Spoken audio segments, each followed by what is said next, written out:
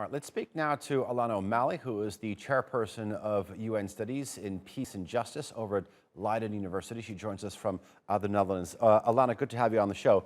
When you look at this, this is not the way that President Biden wanted to go into the United Nations. I mean, his foreign policy has received at least a couple of blows with Afghanistan and maybe with this AUKUS deal. Is he going there to sort of with a need to salvage his global agenda? Well, if you like, actually, I think he's going there with a need to set out his global agenda. I mean, the key thing for the United States and what Biden will indicate for the United States' relationship to the UN now is whether or not the US will resume that position of leadership that they had until the Trump administration on a lot of big global questions, on human rights in particular, and on kind of the liberal world order and those kind of issues that the US often associates with its foreign policy. There will, of course, be some pushback towards the United States over what has happened in Afghanistan, and towards its general policy of, if you like, distancing itself from its major allies under the Trump administration. So it remains to be seen, really, how Biden will use the speech to both assert American dominance, or if you like, the reassertion of American dominance at the UN, but also to try to build and rebuild relationships with allies that have perhaps felt neglected in the recent years. And I don't just mean the Western European allies, but also former allies in the global South. There are about 24 countries around the world that are at great risk of actually, with their humanitarian crisis sort of exacerbating or going into a crisis in 2021. I'm talking about the COVID crisis. Do you think there's going to be a significant response from these Western countries, the United States, in terms of getting together to ensure that the most vulnerable are not left behind?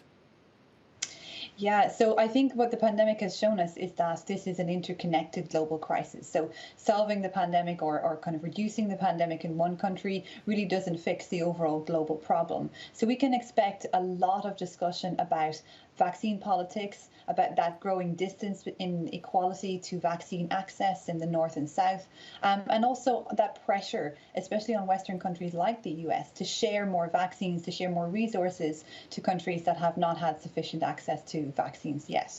I think the US really needs to use this as a moment to take strong leadership. They've been quite insular in their COVID policy. I mean, remembering that they did not share many vaccines really until the summer. And really at that point, you saw that there was an awful lot of criticism, not just of the US, but also of other Western powers, and that idea of hoarding vaccines. And this issue is particularly right now that we're into the whole discussion about boosters. We're heading into the winter season in the North. And so that really, again, raises the question of access to vaccines and really emphasizing that kind of inequality that has riven apart the world for a long time. Okay. But that and we're going to be talking about vaccine inequality a little bit later on the show. But one of the other sort of genuine global challenges is and one that requires a sort of a multilateral response is the climate crisis. In about 6 weeks' time, there's a major UN conference in Scotland, in Glasgow. What do you expect coming out from there?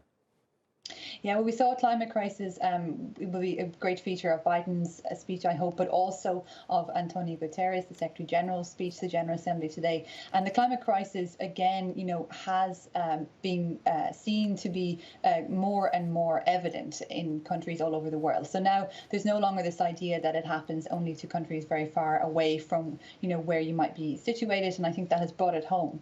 We should remember that in this week, there is also a parallel debate on the Security Council about climate security. And increasingly, there's the framing of the climate crisis as something that's really threatening to the national interests of the bigger member states, but also something that's incredibly destabilizing. It exacerbates existing conflicts, and it certainly creates ripe grounds for further outbreak of conflict. And the humanitarian catastrophes that accompany that, it's really only the UN that's addressing those. So we can expect Antonio Guterres to call for greater multilateral action.